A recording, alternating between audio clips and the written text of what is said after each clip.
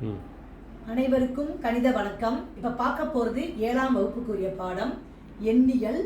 அதில் பயிற்சி 1/5 6வது கணக்கை பார்க்க போகிறோம்.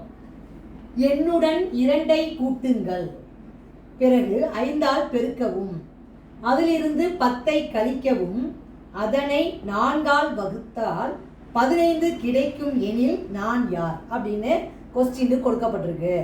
இப்போ எண்ணுடன் நான் அப்படின்னு தான் கொடுத்துருக்காங்க பாருங்க. அதை வந்து நமக்கு தெரியாத நம்பர், அதுதான் நம்ம இப்போ கண்டுபிடிக்க போகிறோம்.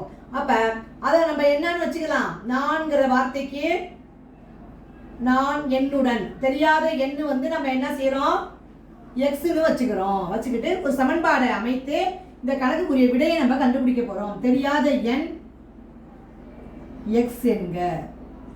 ஃபஸ்ட்டு ஸ்டெப்பு அதை பண்ணிக்கிறோம், நம்ம எக்ஸ்னு வச்சுக்கிறோம். அப்புறம் என்ன பண்ணிருக்கோம், சமன்பாடு கொடுத்துருக்காங்க. இந்த கணக்கை பொறுத்த வரைக்கும் வாழ்வியல் கணக்குகள் எல்லா அடிப்படை செயல்பாடும் இதில் கலந்துருக்கு பாருங்க. இப்போ பாருங்க, எண்ணுடன் அது தெரியாத நம்பர் எண்ணு நான் சொன்னதெல்லாம் என்னதே தெரியாது எண்ணு, அதை எக்ஸ்னு வச்சுக்கிறேன். அப்புறம் என்ன கொடுத்துருக்காங்க, அதனுடன் 2ஐ கூட்டுங்கள். என்ன சொல்லிருக்காங்க, 2ஐ கூட்டுங்கள், 2ஐ கூட்டவும் அப்படின்ட்டு முதல் ஸ்டெப்பு. 2ஐ கூட்டிட்டோம். பிறகு 5ஆல் பெருக்கவும். அப்புறம் என்ன கொடுத்துருக்காங்க, 5ஆல் பெருக்கவும். அடுத்து நம்ம என்ன செய்ய போறோம், 5ஆல் பெருக்கவும் அப்படின்னா என்ன செய்வோம், எக்ஸ் பிளஸ் 2 போட்டுக்கிறோம் இன்ட்டு 5. அடுத்த ஸ்டெப் என்ன கொடுத்துருக்காங்க பாருங்க, அது இருந்து 10ஐ கழிக்கவும் கொடுத்துருக்காங்க. அடுத்த ஸ்டெப் என்ன பண்ண போறோம், 10ஐ கழிக்கவும் இன்ட்டு 5 போட்டுக்கிறோம்.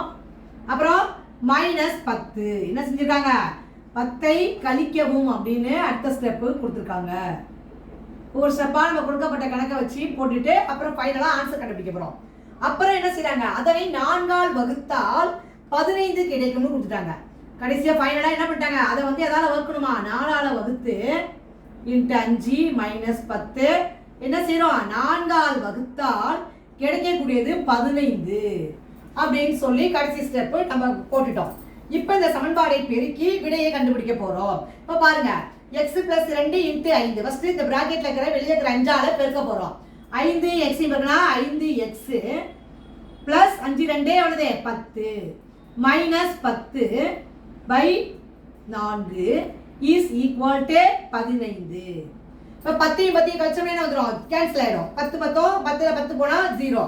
இப்போ அடுத்து என்ன இருக்குன்னு பாருங்க, 5x by 4 equal to 15. நமக்கு தேவை தெரியாத எண் x equal to இந்த 15 அப்படியே போட்டுக்கிறீங்க.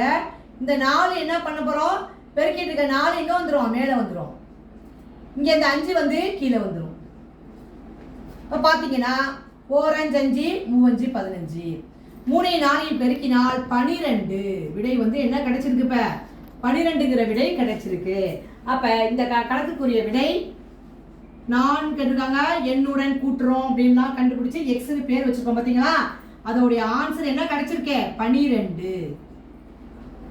இந்த கணக்கை பொறுத்த வரைக்கும் கொடுக்கப்பட்ட கேள்வியை புரிஞ்சுக்கிட்டு சமன்பாடு அமைத்துட்டு அப்புறம் நம்ம என்ன செய்யறோம், தீர்வு கண்டுபிடிச்சு இந்த கணக்குரிய விடையை கண்டுபிடிச்சிருக்கிறோம். புரிஞ்சுங்களா?